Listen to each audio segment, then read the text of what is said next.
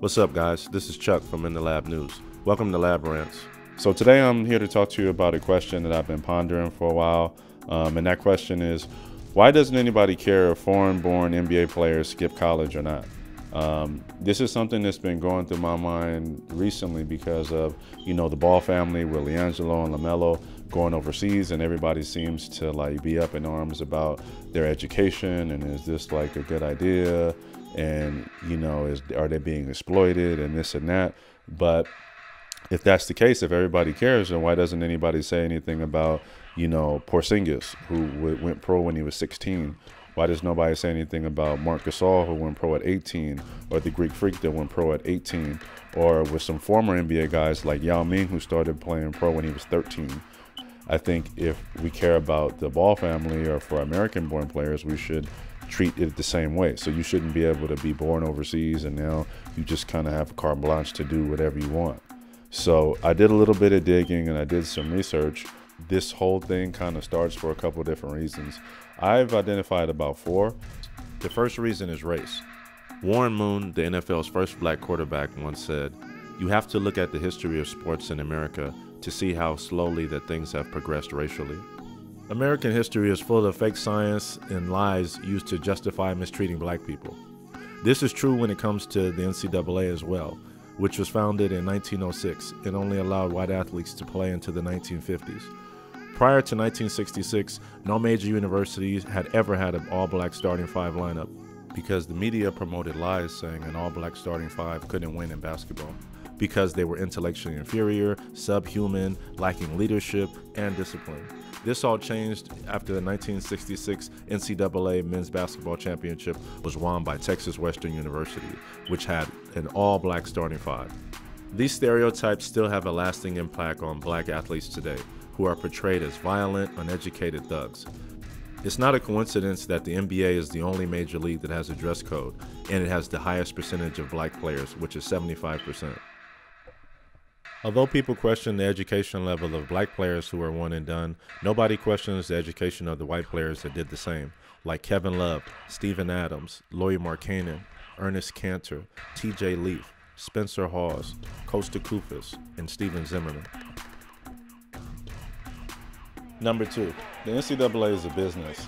They have a 22-year, $19 billion contract with CBS and TNT, but somehow they're still considered a nonprofit organization. The top coaches make millions, like John Calipari at Kentucky, who makes $7 million a year.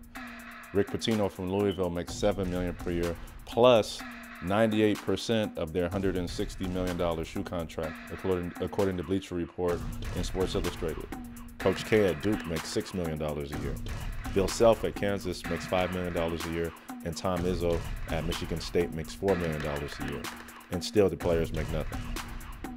If the NCAA wasn't a business, Donald Delahaye, a football player at the University of Central Florida, he wouldn't have got his YouTube channel taken away. The NCAA gave him an ultimatum over the summer. They said either you get rid of your YouTube channel or we're going to take away your scholarship. In the end, he decided to keep his YouTube channel and give up his scholarship. And there's nothing wrong with that. Marvin Bagley should be able to have a YouTube channel. Trae Young should be able to have a YouTube channel. All these dudes should be able to do that. They're not taking from anybody else. They've worked their whole life and honed this skill, and people are fascinated by them. So they should be able to do a vlog or do a show or whatever they want to and be paid for it. Currently, college players are provided with scholarships and the promise of exposure in exchange for making NCAA billions. So you're probably wondering, how is this scam possible in this day and age? Well, it's called the Hegelian dialectic, which means you create a problem and then the only solutions you offer is the ones that help push your agenda. For example, you have a school bully with bad grades who doesn't want to fail his class. So he starts beating up a nerd in his class who has good grades. Eventually, he offers the nerd a deal. He says, "I'll protect you and make sure that you don't get beat up anymore if you do my homework." The nerd agrees. So the bully ends up passing the class and the nerd stops getting beat up. So everybody wins, right? But really, the bully is the one who created the problem in the first place, and the only solution that he offered is the one that got him closer to what he wanted in the end.